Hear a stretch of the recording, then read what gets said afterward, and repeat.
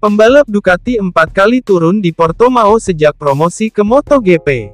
Namun, ia hanya meraih peringkat kedua sekali pada 2021.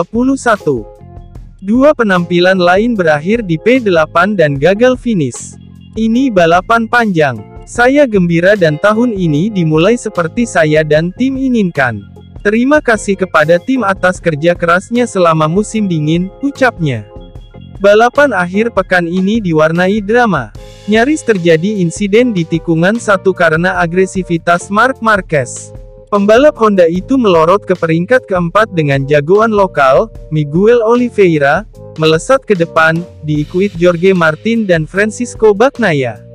Pembalap Portugal membangun keunggulan hingga 0,3 detik sementara 3 rider di belakangnya berebut posisi kedua. Fabio Quartararo kesulitan beranjak lebih baik dari peringkat ke-15. Memasuki lap kedua, Pecco mengusir Oliveira dari posisi puncak. Marquez berusaha menyalip Jorge Martin dan menubruk Oliveira yang ada di urutan kedua pada tikungan 3. Pembalap RNF Racing mendapatkan penanganan medis di tepi lintasan sebelum dibawa ke pusat medis untuk pemeriksaan. Insiden ini akan ditinjau oleh steward di akhir balapan. Pada lap keempat, Maverick Vinales maju ke P2 usai mencatatkan waktu lap tercepat. Jack Miller bertengger di peringkat ketiga, Marco Bezzecchi dan Alex Marquez melengkapi 5 besar.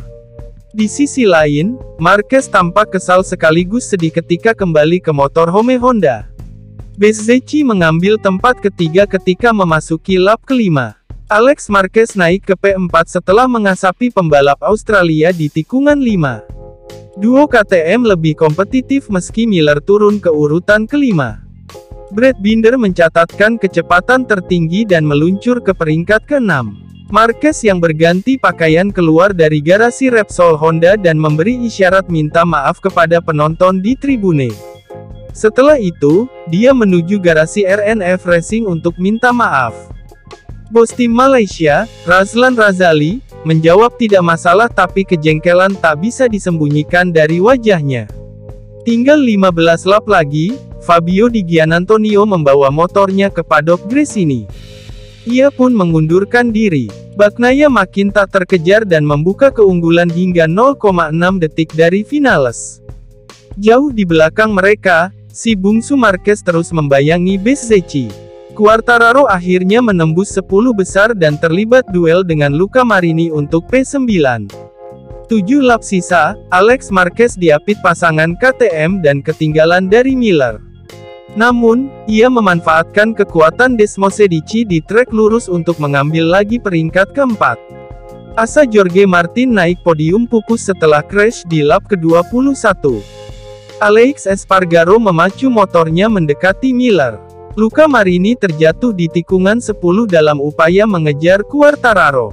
Espargaro dan Johan Zarco berebut posisi ke-7. Mereka bergantian mengisi slot tersebut dan nyaris kontak. Hingga sisa 3 lap, formasi podium sudah bisa dilihat. Pecco unggul 0,9 detik dari Vinales dan rider Aprilia, memimpin 1,392 detik dari Bezzecchi. Jarak ketiganya dengan pembalap di belakangnya lebih dari 5 detik. Akhir pekan yang mengesalkan bagi RNF Racing.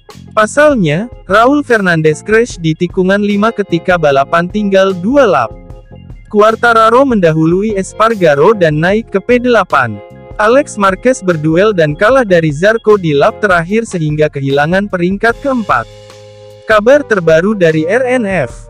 Oliveira mengalami benturan di kaki kanan atas dan sejauh ini hasil ronsen tidak ada tulang patah. Sebaliknya, Marquez dinyatakan retak tulang metacarpal pertama tangan kanan.